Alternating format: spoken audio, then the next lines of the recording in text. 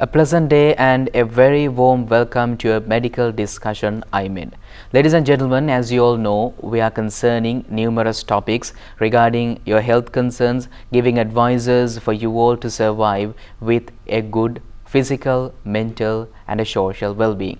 So today we are going to focus on diabetes, but it's not the ordinary program that we are going to do. So to do the honors, we invited Vidya Jyoti Professor Prasad Katulanda. He is a professor in medicine at University of Colombo and consultant endocrinologist and diabetologist. A very warm welcome to you, sir. Right. Today, these days and so on, from the future, from the past, we are dealing with a certain disease called diabetes. Now, with this word, people know, right, today is also an ordinary program about diabetes. And so, diabetes is a chronic disease. That means we should take medicines for a certain period of time. People have to survive and they should learn to live with diabetes. But today, we are dealing with a technologically advanced and a world which now techniques are being innovated day by day. Isn't there any novel perspective to look towards diabetes? Actually, you are correct. If somebody had diabetes, the earlier somebody got diabetes, what everybody thought, even the doctors would say, is that you are going to have diabetes for the rest of your life. You need to control your diet, you need to do exercise, and you need to take medicines and for the rest of your life, and you will be labeled as a diabetic and so on. But now actually people have found out that if you particularly work hard initially with novel techniques, we can reverse what's called type 2 diabetes, which was initially thought to be particularly in the initial few years if we work very hard. So, which is called diabetic remission, where somebody who gets type 2 diabetes is reverted back to normal status, where somebody might not be even taking medicines. So, this is something very exciting, very new, that I would like to talk today, and which will also benefit hundreds of thousands of people who will get into type 2 diabetes in future. Right. So, with the light of that topic, and if a person is watching this program and so like they will consider, oh right, it's a good opportunity for me to put all these medicine away and to move ahead in a successful life. Is it stopping medications and moving ahead with diet, or can we just explain a bit more on this to the general public? No, actually what happens here is, we know this type 2 diabetes happens with a period of over time.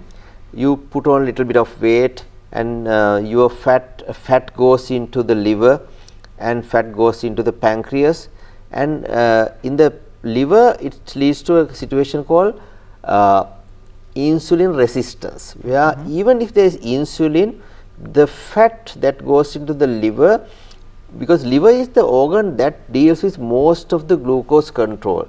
When we take food, the insulin helps the liver to take too much of glucose that is circulating in the blood and form glycogen. And when we don't eat, the glycogen will get used up, and then blood glucose is maintained. And for this, insulin should come from the pancreas, the beta cells of the pancreas. When the blood glucose level starts going up, the beta cells will secrete insulin, and when the blood glucose levels comes down, beta cells will stop secreting pancreas. So, this is the usual metabolic pathway of controlling glucose. So, when there is fat in the liver, or what we call hepatocytes, it will lead to insulin resistance, and even if there is insulin secreting from the pancreas, the glucose won't get properly controlled. And there is another phenomenon where if the too much of fat gets into the beta cells, in between the beta cells in the pancreas also starts not properly producing insulin. We call this pancreatic toxicity, and also this will lead to reducing insulin secretion from the pancreas. So, ultimately blood sugar starts going up gradually, and the blood glucose itself is also poisonous or toxic to the pancreatic beta cell. We call this pancreatic beta cell glucotoxicity, glucose being toxic to the pancreas, and that will further dampen the insulin secretion. So, both these together, one way insulin is not working properly, on the other side insulin is getting less and less. So, this leads to diabetes. So, in the reversal what we do is, we try to reduce this liver and pancreatic fat as much as possible by very low carbohydrate and low calorie diets, and people losing lot of weight and as a result reducing their fat mass. And on the other hand, if the blood glucose level also is high, we sometimes use certain amounts of certain medicines or even insulin to get this glucose level down, so that this glucotoxic effect also taken away. So, both these things together we have successfully seen, we are able to, some people, particularly those who have got diabetes for a shorter period, be able to reverse them. Right. Shorter period, as in sir you told about, certainly initial few years. So, like, as diabetes is a silent killer, so we explained in our previous episode, diabetes is a silent killer. Although you might having or not having symptoms, there might be a possibility that you are dealing with diabetes. And how can we identify whether there is a possibility of this remission for ourselves? The thing is, usually, we have to do it and see, because as you say, we don't know to what duration diabetes had been there already by the time somebody has been diagnosed. So, so that is why usually what we have seen is that everybody would not be able to achieve this, but if you take numbers from even our work in Sri Lanka, about 60-65% who will commit themselves to this remission programs and get involved in the remission program properly, following this lifestyle and other advices, they are able to come out of that. Reversal is one thing, and sir, like you said about a percentage, that means this percentage can probably achieve this target. So, there won't be any wrong committed for those people who are having diabetes and who were not able to come out. So, they also reduce the risk of those things, complications. Yes, can you just explain that to our public? So, sir? what will happen is, now some people can come out of medicines completely, and if your beta cells in the pancreas is already damaged to a very substantial extent, sometimes the beta cells might not fully recover. So, these people might not be able to completely come out of medicines, but losing a lot of weight, getting a proper body mass index, that will help you to have the minimum amount of medicines. So, imagine having 3-4 types of medicine in full dosage in these sort of circumstances. Yes. Imagine the cost, and also the hassle, and you can go with minimum amounts of medicines, and the losing weight will also help you to come out of conditions like fatty liver disease, and we know that obesity leads to many other complications including many cancers. So, you have lots of other benefits of adopting this sort of healthy lifestyle. Right. And so, you talk about numerous advantages that we can absorb from this. Can you just explain us more about the perspective of advantages and disadvantages of this? Actually, if you take the advantages, the fact that you in your mind, you feel that you are no more somebody having to take medicines for diabetes. That's a huge psychological advantage. And also, we need to perhaps discuss with these insurance companies and so on and so forth, because if somebody has diabetes on medicines, sometimes some insurance companies don't even have a insurance policy, or they might charge a extra premium.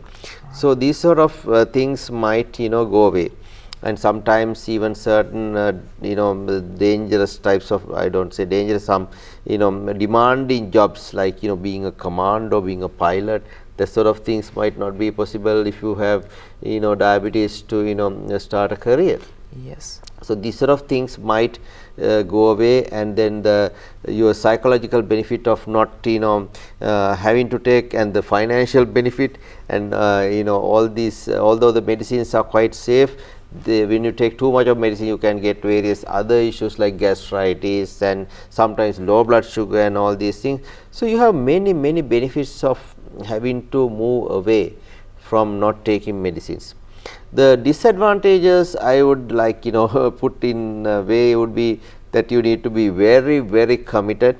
You have to have a very good lifestyle, and then the other thing is the other things are not really disadvantages. So, the having to follow a very strict disciplinary lifestyle would be this thing. And the other thing that I would like to tell people is not to get this wrong, that you will not be able to completely go again partying and being reckless and not being disciplined and so on.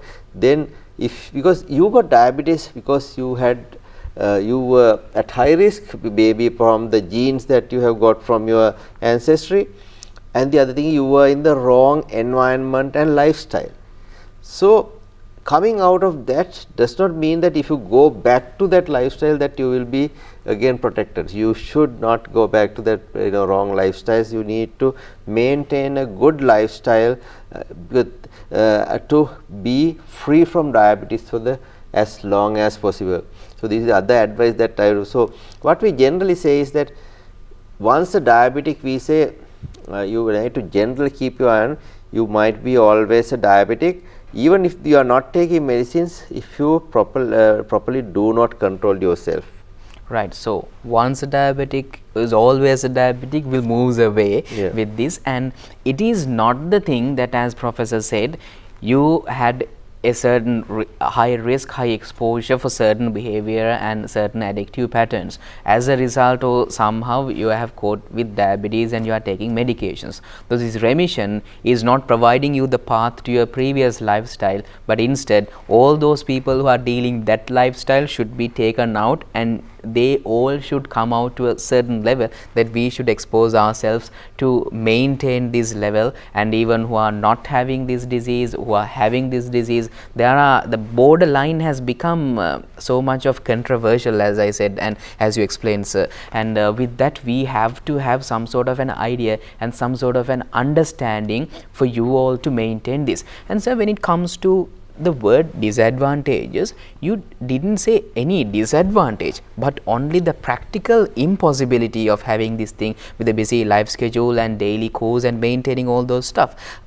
Can't we adhere and manage, because it's very difficult, but getting something, a huge complication out of diabetes, or committing the entire life to this practical program? There are two choices, but like, can you just explain us about this practical possibility of remissions? The thing is, if you take like here you might need to have quite low calorie diet. So, particularly if you take you might have to take say green vegetables with some fish or poultry, that sort of a diet for dinner. So, you might have to get that prepared. Or it gets supplied. So, some people who are boarded and in quite transit sort of jobs and so on might find it difficult, but having said that, it's not impossible. If you have a will, you can do it. I have had a lot of patients who are even doing demanding jobs, not in their home, they are boarded. So, they have managed to find ways and means of doing this and had successfully like that. You need to have the willpower to do that. The courage, the potential to do, because you are dealing with a disease where you need to have medications for a lifelong period. It might reduce your life expectancy, and it might reduce certain expectations that you are desired and you are intending to have in your life. But like, we have a novel mechanism, just try it and see, but you have to have some sort of a commitment, dedication towards this program. And so, like, concerning a bit more, like, today we are dealing with a huge economic crisis, and the environment, the surrounding that we are living is not that we lived couple of years that recently what we dealt with. Medicines, the price of medicines have escalated, and screening mechanisms, investigations might not be, it's affordable, but it has moving beyond the affordable levels. How can you just advise these people to deal with this economic crisis as a professor? Actually, I am completely with you on this, because if you work in a logical and sensible way, you can even help in the rebuilding of our economy. Imagine you are not careful with your diet. You take whole lot of things that is not really required for your energy intake or calorie intake. You take too much of sugar, too much of carbohydrates, right? See, imagine sugar, most of the sugar we are importing, right? Even in the sweets and the fizzy drinks and so on, sugar, most of the, so we are sending dollars to the outside world. Take flour, the flour, this wheat flour, most of it we are importing. So again you are sending our very limited dollars overseas. That means as a diabetes patient we can commit and dedicate to the benefit of the country. And then you can take your blood glucose high. You need to take more medicines and sometimes even insulin, most of which are again imported, paying our precious sort of dollars. And then if you reduce your calorie intake, carbohydrate intake, you can reduce your medicines and you can reduce your insulin. So again you save, help to save money. You save yourself, then you help save the country. And then if you are not very sick, if you are very sick, your blood glucose always running sky high, top of the roof, you might need to always check your blood sugar with a glucometer, and then frequent blood test means most of these reagents for the blood test, glucometer strips, everything is coming from overseas. So you need to waste a lot of money unnecessarily if you are not careful. So if you are very careful, your lifestyle, you can save a lot of money in particularly this sort of scenario, and as well as help the country save a lot of money. And so, like, not managing diabetes is itself a huge burden to the country. Definitely. Right. And so, like, moving ahead, I'm going to move a bit to the side of complications. Just few, I thought of telling people what sort of things would involve if you are going to come into a remission program. Particularly, I told you about this concept of glucotoxicity. So if the patient comes with very high blood glucose like 300, that sort of things, sometimes we use some even insulin and some medicines to get down the blood glucose to safe levels. And also taking the blood glucose down faster will help the beta cells to come out of this glucotoxicity concept.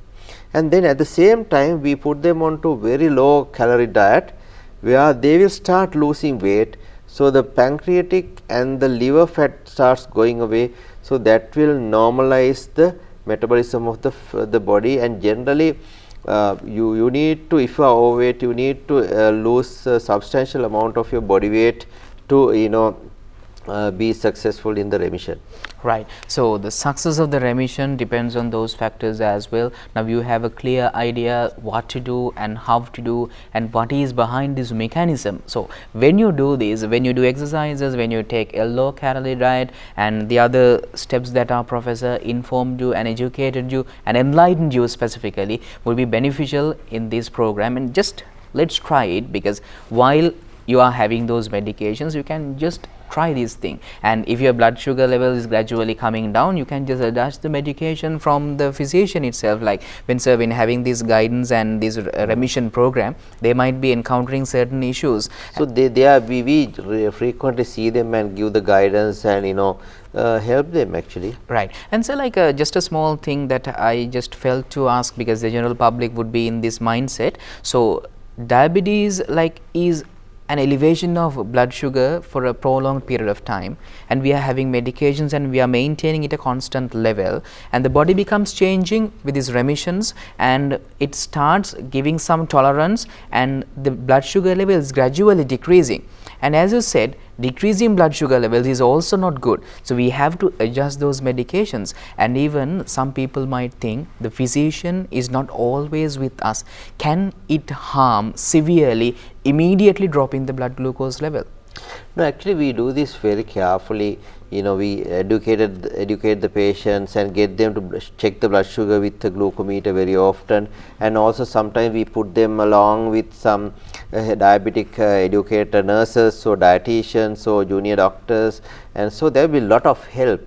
So people won't go into hypoglycemia and that sort of crisis and get any harm. We make sure that the people are safe when we are doing this. Right, so nothing to worry about, because you all are having the backup of the doctors, practice nurses and medical professionals to get out of this, and they will be providing you the guidance. And sir, last I would like to ask you about there are certain complications as we discussed with regard to the kidney, eyes and nerves, in some sensors and all those things. So when maintaining a diabetes level and a person who is living with diabetes, what sort of investigations with regard to the other aspects apart from FBS and HbA1c, what are the other investigations that they should perform? Actually, we need to periodically check your kidney functions. One thing is, you need to check whether your kidneys are losing protein. So the very earliest stage of protein leak can be detected using microalbumin, and then urine full report, and you can check the kidney serum creatinine and what we call the estimated glomerular filtration rate and the estimated level of kidney function. And then diabetic patients should periodically have their feet checked up to see whether they have neuropathy, any high risk features that might lead to a ulcer or even losing the foot. That sort of things are checked with the foot checkup. And diabetic patients also should do a eye checkup generally about once a year. If they have already got problems, the eye doctors will ask them to come more frequently, but periodically they should get the eyes checked up. So these are three important things. The other thing that we need to generally get them to do is they need to check their cholesterol level, maintain the cholesterol in the optimal level, so that they can also reduce the risk of what we discuss macrovascular or big blood vessel clogging with the cholesterol, that problem. Right. And so the final question, as a professor in medicine, as a consultant endocrinologist and a diabetologist, you might be having a specific message to the community at this moment. So my particular message, particularly in this circumstance in our country, is to adhere to a very good lifestyle as much as possible, a very good diet, exercise, try to control your diabetes very well, so you will help achieve good healthy life as well as reduce the cost for you, reduce the economic burden to you as well as your family and the whole country, and also try to prevent diabetes among others as well. Right. Okay. So thank you very much, sir. Vidya Jyoti, Professor Prasad Katalanda, Professor in Medicine of University of Colombo and consultant endocrinologist and diabetologist, for doing honors with us and explaining the general public about the novel innovative steps regarding diabetes. So thank you very much, ladies and gentlemen, for watching us. Stay tuned with iMed. We'll be giving you some more interesting programs in the future as well. Thank you very much. Lifelong disease.